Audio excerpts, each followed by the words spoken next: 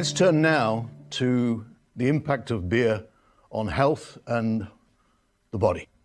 And I realize, having been in the brewing industry for more than 40 years, that there are some people who would say, hang on, can we trust what you have to say?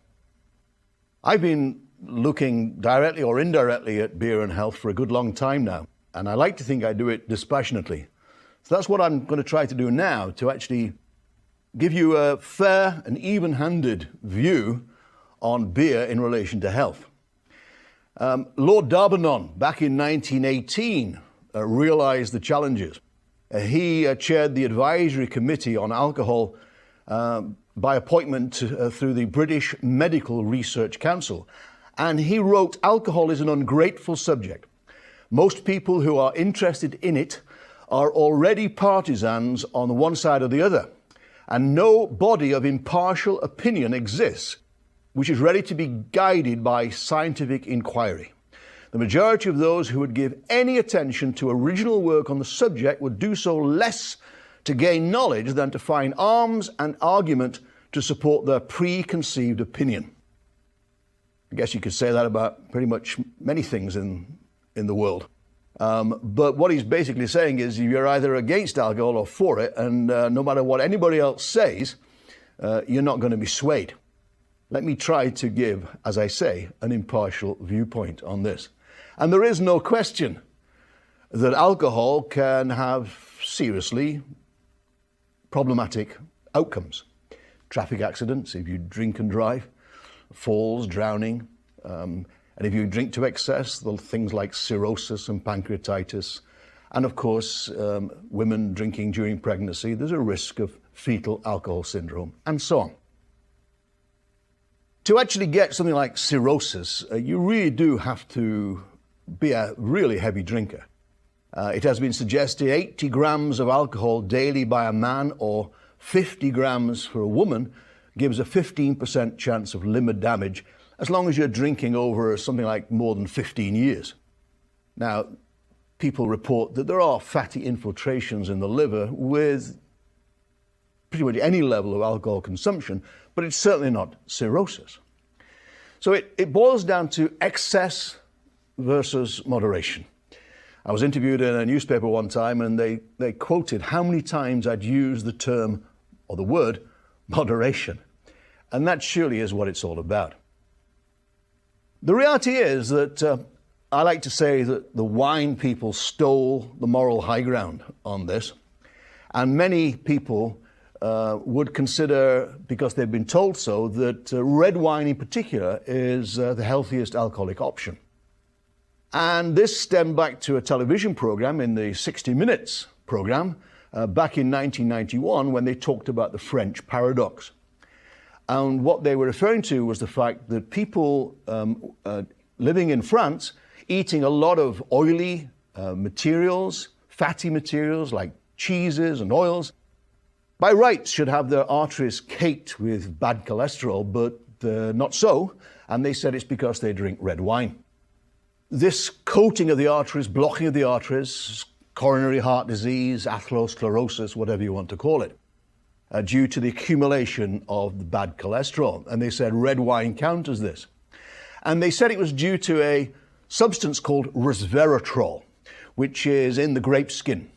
And it's more in red wine than white wine because there's a greater contact time with the skin for making red wine. The reality is that you have to drink a phenomenal amount of wine, bottle after bottle after bottle, every day, to get enough resveratrol to counter atherosclerosis. And all the tests were done on rats. They weren't tested on the human being using pure resveratrol. And indeed, scientists have concluded that the evidence is that all alcoholic drinks are associated with a lower risk of coronary heart disease, and that likely the common denominator is the alcohol itself and not any other component of the drink. The first person to report the benefits of moderate alcohol consumption was Raymond Pearl in 1926. And I've always been a little bit curious about this because that was smack bang in the middle of Prohibition. but he interviewed over 2,000 workers in Baltimore and concluded that moderate drinkers live longer than abstainers and much longer than those who are heavy drinkers. So there's a sweet spot. So people over the years have talked about the U-shaped curve and the J-shaped curve. And this is the relationship between the relative risk of death and the units of alcohol consumed. I'll talk about a unit momentarily. And the U-shaped curve is the relationship when it comes to atherosclerosis. As you drink up to 2 and beyond units of alcohol per day, your risk of death through atherosclerosis is reduced. So that's a U-shaped curve. It starts to tail up again when you get to rather high levels of alcohol consumption. The J-shaped curve is the relationship with all causes of death. And this picks up or increases again sooner than for atherosclerosis, and that's because of all the other risks, like accidents and so on, from excessive consumption of alcohol. So the conclusion was moderate consumption of alcohol, on balance, is actually beneficial. Now this differs a relationship between a male and female, and the sweet spot, if you like, is at a lower level for women than it is for men. So what is a unit? A unit is 10 milliliters of ethanol. So how many units in a drink? Let's say you've got a beer that is 5% alcohol by volume. In other words, 5 milliliters in every 100 milliliters. Let's say you've got a 354 milliliter bottle, a 12-ounce bottle. Then that's going to contain 1.8 units. So 1 or 2 bottles per day is the sweet spot. For wine, let's say you've got a wine of 15% alcohol. Let's say you've got a 750 milliliter bottle, 75 centiliter bottle. One bottle usually is 6 glasses. So each of those glasses is going to be about 1.9 units. So a bottle of a beer of 5% alcohol is going to be equivalent to 1 glass of wine. Obviously, if you've got a 3% alcohol by volume beer, there are fewer units per bottle. And if you've got a 10% alcohol by volume beer, there are more units per bottle. Arthur Klatsky, who for many years was with Kaiser Permanente in Oakland, wrote in 2001, in data based upon surveys, systematic underestimation probably tends to lower the apparent threshold for harmful alcohol effects. So what was he referring to? How do you generate the information between health and units of alcohol? And the answer is, it's all to do with what you and I and everyone tells our doctor. So you tell the doctor says, do you drink? And you say, oh yeah. How much do you drink? Or I just have a beer each day. Well, you're probably lying. It's probably 2. Do you drink? Yes, I have a glass of wine with supper. Yes, but you don't mention the gin and tonic and the fact you actually have 2 glasses and perhaps a brandy afterwards. Now, I don't want to be too frivolous about this, but the bottom line is people lie. So it's very, very difficult to draw correlations, either positive or negative, with health in relation to alcohol consumption because people do not tell the truth. The other thing that's very relevant is lifestyle. There was a famous study from a guy called Grönbeek in Copenhagen in 2006. And this must have been an amazing piece of research. What they did was camp out outside supermarkets in Copenhagen, and they gathered 3.5 million supermarket checkout slips. And they painstakingly divided them into those people who've been buying wine and those people who've been buying beer. And those people who've been buying wine were buying fruit and vegetables, poultry, low-fat cheese and milk. Those who'd been buying beer had been buying sausages, chips, sugar, butter and sodas. It's a lifestyle thing. Okay? People who drink wine exercise and jog. People who drink beer eat burgers and watch ball games. And the other complicating factor is, what are the other things that drinkers do? For example, some people may smoke as well as drink. And so there are two issues there, plus the fact those two may interact. It has been claimed that alcohol exaggerates the harmful effect from the smoking of cigarettes. The reality is the main cause of death in this country is coronary heart disease, followed by cancer. And if it's genuinely the case that alcohol can, in moderation, can reduce the risk of coronary heart disease, well, you can follow the logic for yourself. Now, is there any nutritional value in beer and wine? I know a nutrition professor who was fond of saying that beer is empty calories. Is that true? Well, let's go back to the Brewer's Journal in England in 1939, which reported this on the basis of a study by the Royal Society, which is the British equivalent of the National Academy of Sciences. And they said in 1939 that a barrel of beer is the equivalent in cumulative nutritive value of 10 pounds of beef ribs, 8 pounds of shoulder mutton, 4 pounds of cheese, 20 pounds of potatoes, 1 pound of rump steak, 3 pounds of rabbit, 3 pounds of plaice, which is a flat fish, 8 pounds of bread, 3 pounds of butter, 6 pounds of chicken, and 19 eggs. That's a fairly precise description, but it is not empty calories. So what is there in beer? And let me tell you, for most of these things, there's rather more in beer than there is in wine. The first thing is vitamins. Beer is a significant source of some of the B vitamins, especially folic acid. It compares very favorably with cereals and vegetables, meat and fruits. Now, there's no fat-soluble vitamins in beer because beer is largely water, and they don't dissolve in it. So E, D, A, not in beer. But most of the B vitamins, with the exception of B1, thiamine, are present in significant quantities in beer. Silica. On the outside of the grain, as we've talked about, there's the husk. And in that husk, there is silicate. And it has been shown that silicate is good for the bones. And moderate consumption of beer cuts down the risk of osteoporosis.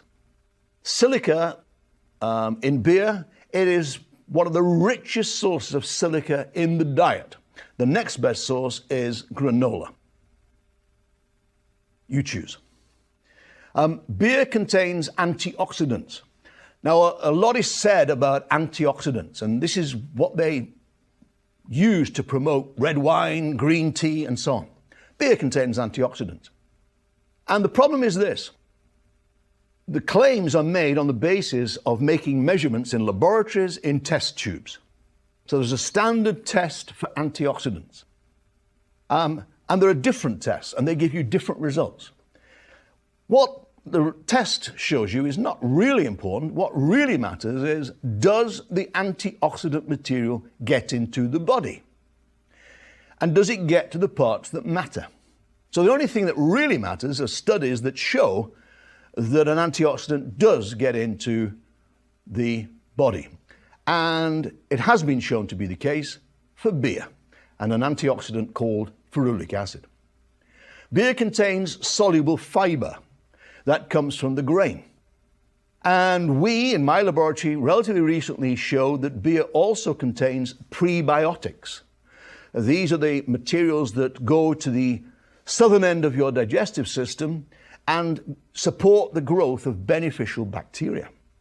So beer is not empty calories. Beer also contains hops, and hops contain several molecules that are considered to be beneficial. Many people have made significant studies about marijuana in relation to health. And may I remind you that the closest relative of marijuana is the hop. Now, a guy called Dennis de Koykele, a friend of mine in Belgium, said the following: the diversity of natural hop constituents undoubtedly accounts for the varied and rich panoply of bioactivities hitherto reported.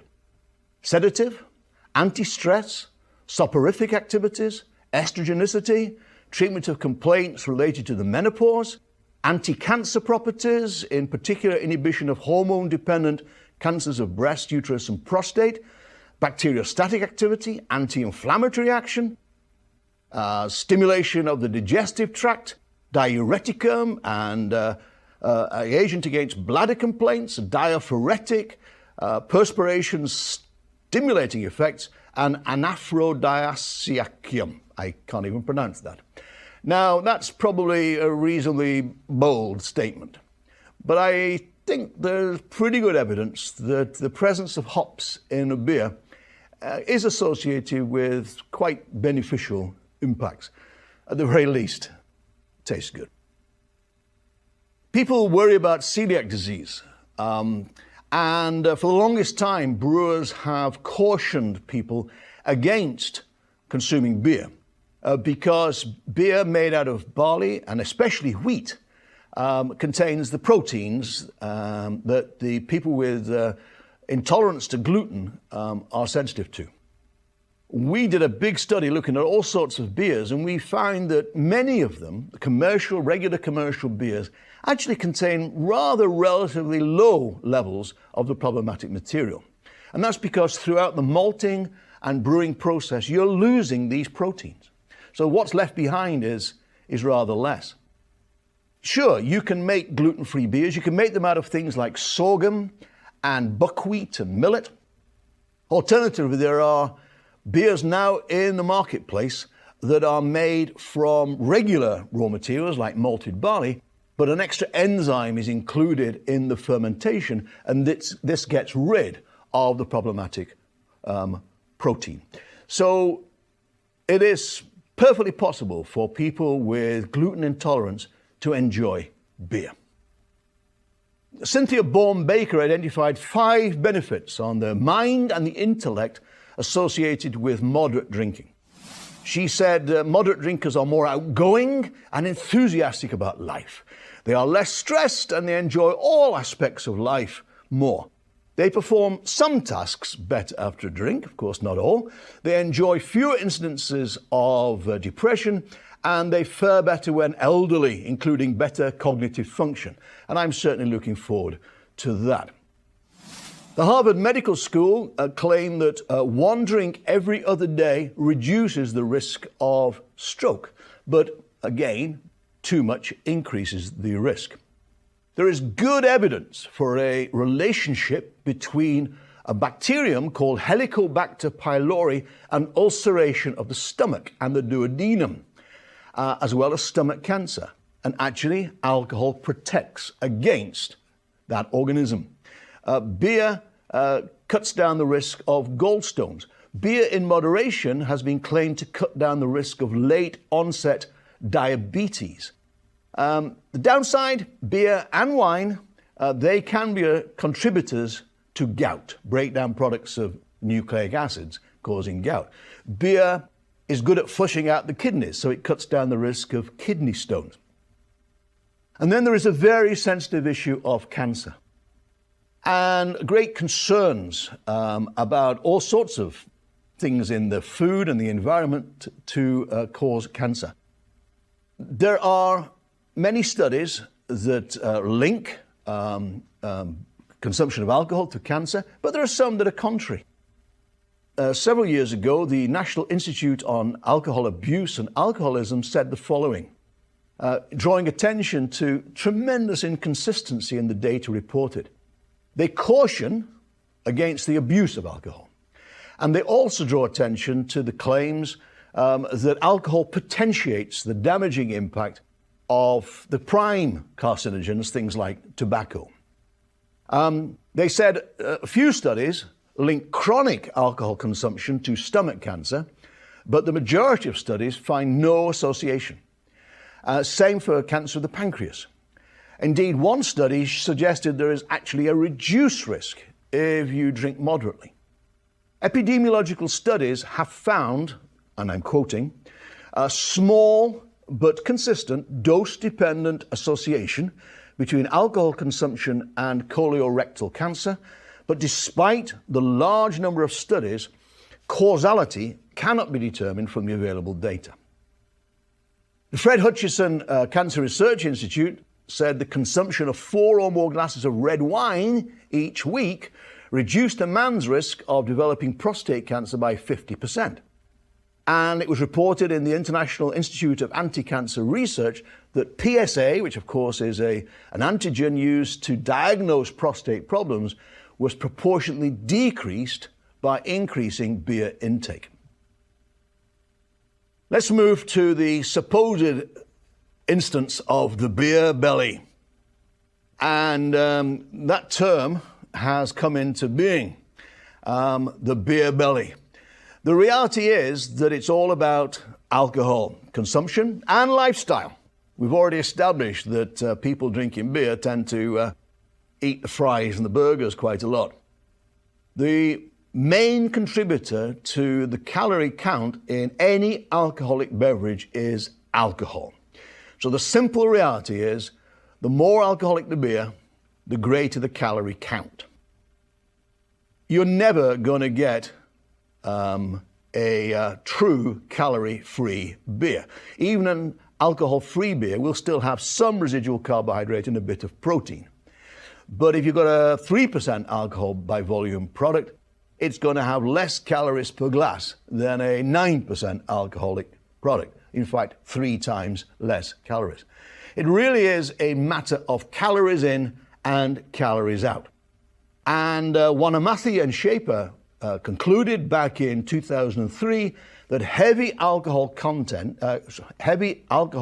intake, more than 30 grams per day, contributes directly to weight gain and obesity, irrespective of the type of alcohol consumed.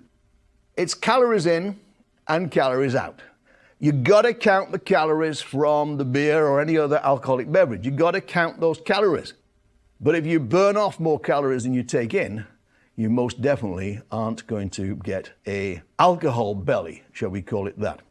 There was a study a number of years ago by Britton and McPherson who said that because of the cardioprotective properties of alcohol, in other words, countering atherosclerosis, it is estimated that there are approximately 2% fewer deaths annually in England and Wales than will be expected in a non-drinking population.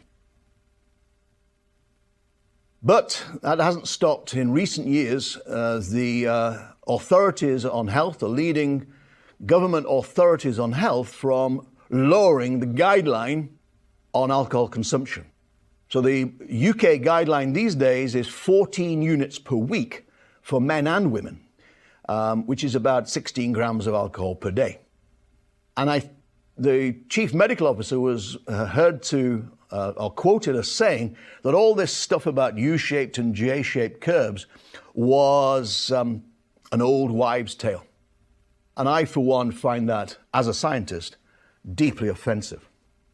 Now, there was recently a study quoted in the Lancet where they said there was no safe level of drinking alcohol, and that basically any intake of alcohol was not good for you. Quote, alcohol use is a leading risk factor for global disease burden and causes substantial health loss. We found that the risk of all-cause mortality and of cancer specifically rises with increasing levels of consumption, and the level of consumption that minimizes health loss is 0. Enter Professor Sir David Spiegelhalter, who is the chair of the Winton Centre for Risk and Evidence Communication at the University of Cambridge.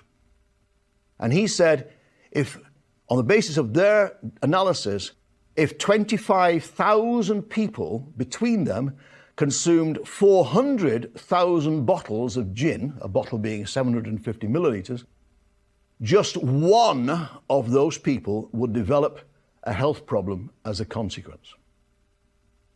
And for a rate of alcohol consumption a little over that recommended as a maximum in the UK, which I told you is 14 units per week, the equivalent numbers will be 50,000 bottles of gin or more than 900,000 bottles of beer divided between 1,600 consumers, leading to just one of them developing a problem.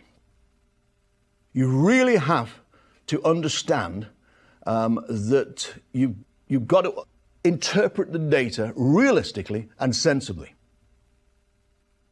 We did a study a few years ago asking people what influenced their drinking decision, their beer drinking decision. And health came down the list. Number one was the taste. Number two was what they were doing, their activity. Was it at the end of the day? Were they relaxing? Were they dining? The location, the time of day, the price, who they were with, who their company was, what the food pairing was, how they felt afterwards. Then they took into consideration the alcohol content and the serving size and the weather. And then after the weather came calories, healthfulness, and carbohydrates. I preach moderation. My idea of enjoying beer is not throwing ping pong balls at it. That is an utter abomination. Beer drinking is not a game. It's not a sport. It is something to be undertaken sensibly, pleasurably, ideally in good company, and in moderation. Maxim from the Temple of Apollo at Delphi, know thyself and nothing to excess. And my favorite from 13th century Icelandic literature, do not become too fond of the tankard, drink beer with moderation. There we have it, drink beer with moderation, but savor every drop. As we have seen, it is not only sublime in and of itself, but it is also the perfect partner for food of all types. There are so many amazing beers of so many types, so many flavors, so many colors, delivered by the sublime skill of the maltster and the brewer. Properly looked after and properly presented, it is the drink to enchant you, to nourish you, to quench that thirst, and it is steeped in thousands of years of glorious history. Beer is right at the heart of a rich and a wholesome lifestyle. Cheers to you.